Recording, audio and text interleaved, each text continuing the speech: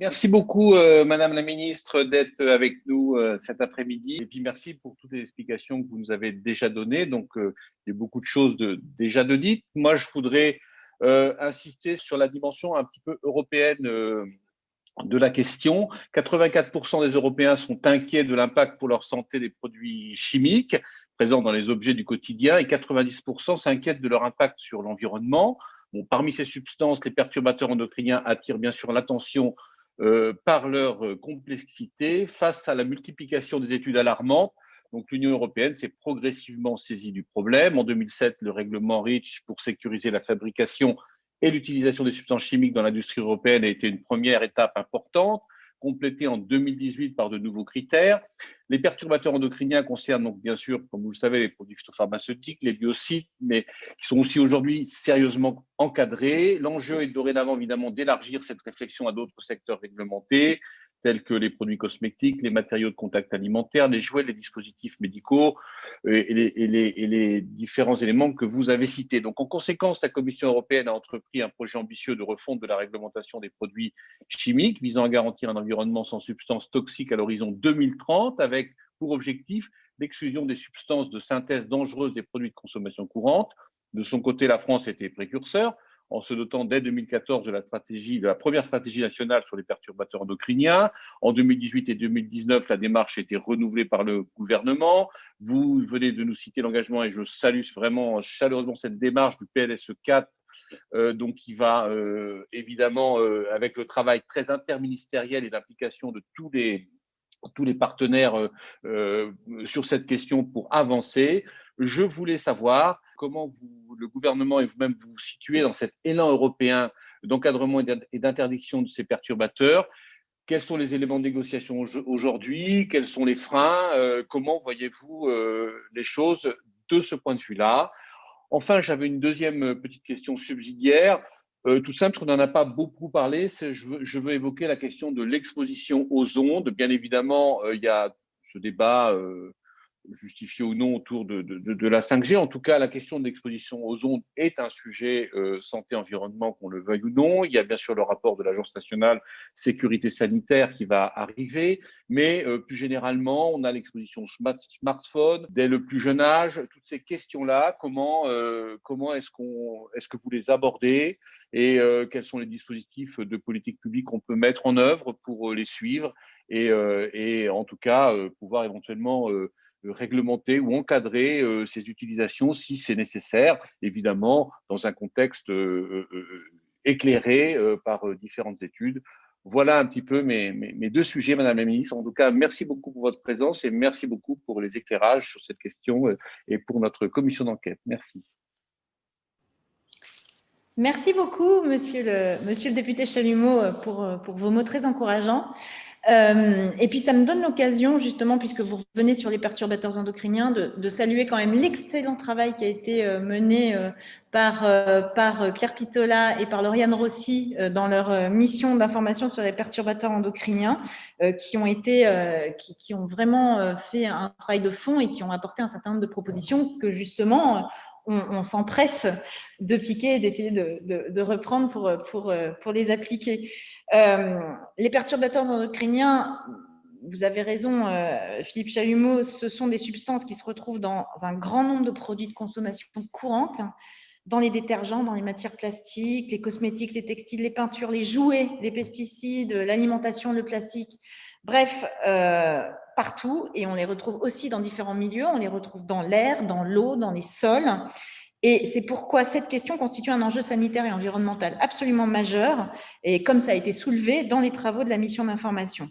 Donc, nous avons avancé sur la mise en œuvre de la deuxième stratégie sur les perturbateurs endocriniens qui a été publiée en septembre de l'année dernière. Alors, quand vous parliez de l'Europe, monsieur le député Chalumeau, récemment, la Commission a publié sa nouvelle stratégie sur les produits chimiques. Elle contient plusieurs mesures qui sont défendues de longue date par la France et qui font partie de vos recommandations dans le rapport.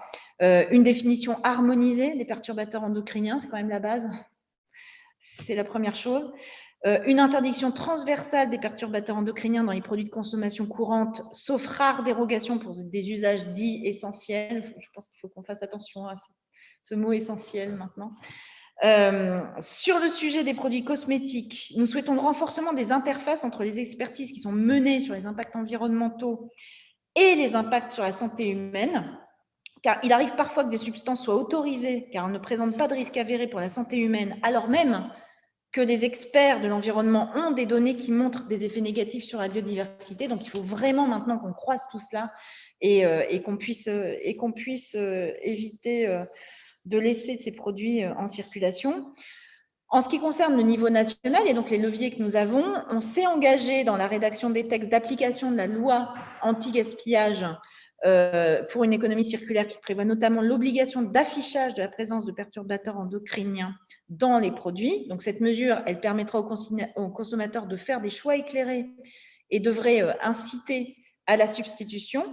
Et d'ailleurs c'est prévu dans le cadre du PNSE 4, mais de mettre en place cette fameuse appli, ce fameux Yuka des jouets, qui serait une première application, mais qui serait quand même très importante, puisque les jouets, là, on touche aussi à des objets qui sont manipulés par des enfants au quotidien, qui sont mis à la bouche. Enfin, et donc, je crois que ce sera très apprécié d'ailleurs par nos concitoyens. La France réalise par ailleurs un travail d'envergure sur l'identification des perturbateurs endocriniens. Les travaux de l'ANSES ont déjà contribué à l'identification du bisphénol A comme perturbateur endocrinien pour l'homme et plus récemment le TNPP contenant du nonylphénol, qui sont encore des noms barbares, mais on va finir par les connaître tous.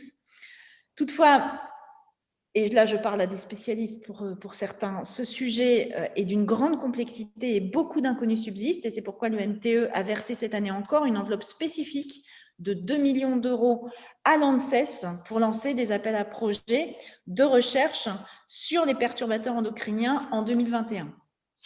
Voilà ce que je pouvais dire sur les perturbateurs, sur les ondes. Effectivement, le sujet de la 5G a beaucoup fait parler. Je pense, et vous avez raison de le dire, monsieur le député Chalumeau, que l'arbre de la 5G ne doit pas cacher la forêt des ondes et des ondes au milieu desquelles nous vivons déjà. Donc, la question de la 5G est évidemment un point de vigilance que nous avons, et c'est pourquoi nous avons déjà demandé un rapport à nos missions d'inspection pour faire un état des lieux sur l'impact sanitaire de la 5G, parce que évidemment ce sont des choses qui s'anticipent. La première conclusion que nous avons eue, c'est qu'au regard des connaissances disponibles, il faut toujours avec cette précaution de langage, il n'y a pas d'impact avéré de la 5G dans le respect des limites d'exposition, bien sûr, en particulier sur la bande de 3,5 GHz, parce que c'est une bande connue, parce qu'elle est déjà utilisée. Mais évidemment, en vertu du principe de précaution, on va renforcer les moyens de recherche sur la bande 26 GHz, qui, elle, est moins renseignée. On va renforcer les contrôles des expositions dans le cadre du déploiement des premières antennes 5G pour vérifier le respect des valeurs limites d'exposition. Et l'ANFR réalise 300 mesures cette année et réalisera 4800 mesures l'année prochaine en ce sens. Je rappelle aussi que les ondes peuvent avoir un effet sur la santé, mais elles ont aussi un effet sur l'environnement. Alors, paradoxalement, il est reconnu que la 5G, les antennes 5G sont plus efficaces d'un point de vue énergétique, et elles devraient diviser la consommation d'énergie d'un facteur 10 par rapport au réseau 4G à débit constant. Mais évidemment, c'est plus efficace, mais comme le déploiement va probablement créer un effet rebond et accélérer le développement de nouveaux usages, l'Internet des objets, le streaming en 4K ou en 8K, on va forcément entraîner une augmentation des trafics de données, certainement x5 en 5 ans dans la trajectoire actuelle, et donc de consommation d'énergie. C'est-à-dire que c'est plus efficace, mais comme on en fait plus, comme on en utilise plus, il y a ce risque d'augmenter la consommation d'énergie. Et c'est pourquoi, en fait, je crois que la meilleure manière de prendre le sujet, c'est d'essayer de limiter cette consommation de l'Internet et du numérique en général, et donc de s'engager dans un principe de sobriété. Ce serait quand même absurde qu'on s'engage dans un processus de sobriété, d'efficacité énergétique, de réduction du gaspillage partout, sauf là. On le fait sur notre consommation d'énergie. On demande tout bêtement d'arrêter l'eau du robinet quand on se lave les dents. Et puis là, on pourrait y aller open bar sans problème sur l'utilisation des ondes. Il faut être sérieux, il faut être raisonnable. Et donc, on est en train de travailler à un certain nombre de mesures qui doivent être discutées, bien sûr. Hein, c'est pas des choses qu'on va faire d'en haut, mais il faut qu'on ait des débats là-dessus. Des choses de bon sens. Par exemple, limiter le niveau de qualité pour le visionnage des vidéos en streaming. Moi, quand je regarde ma fille qui regarde une vidéo sur son téléphone portable comme ça, je ne vois pas l'intérêt que ce soit en 4K. Ça n'a strictement aucun intérêt. Donc, on pourrait travailler là-dessus. On pourrait aussi demander aux opérateurs d'utiliser le mode veille sur les antennes 5G, ce qui ne peut pas être fait sur les antennes 4G, mais ce qui peut être fait sur les antennes 5G. C'est tout bête, mais ça peut être fait dans des moments où on utilise moins de numérique, par exemple la nuit, ou dans des moments bien identifiés. On pourrait aussi interdire les lancements automatiques de vidéos sur les réseaux sociaux, sensibiliser les citoyens à des comportements plus vertueux. Et puis, je rappelle aussi que en termes d'impact environnemental, on sait que l'impact environnemental du numérique, en premier lieu, ce sont ce qu'on appelle les terminaux. C'est ça. C'est les ordinateurs, c'est tout ce que vous voulez. Et donc, encourager aussi d'abord à ne changer son téléphone que quand il ne fonctionne plus, ce qui serait déjà un progrès. Travailler aussi sur le reconditionnement. On encourage aussi à utiliser des téléphones reconditionnés et rappeler à tout le monde que la 5G, elle est surtout utile aujourd'hui pour des utilisations industrielles, pour des utilisations médicales, mais que tout un chacun peut aujourd'hui très bien vivre avec des téléphones portables actuels sans être obligé de les changer tout de suite pour une 5G qui finalement ne satisfait qu'à peu d'utilisation. Et enfin, évidemment, il y a un volet territorial, mais qui concerne moins cette commission d'enquête, donc sur lequel je ne m'appesantirai pas. Mais encore une fois, voilà, il y a la 5G, mais il y a aussi toutes les ondes auxquelles nous sommes exposés. Et toutes ces ondes, nous devons travailler ensemble à réduire cette exposition, et ça passe en premier lieu par aussi notre manière de consommer.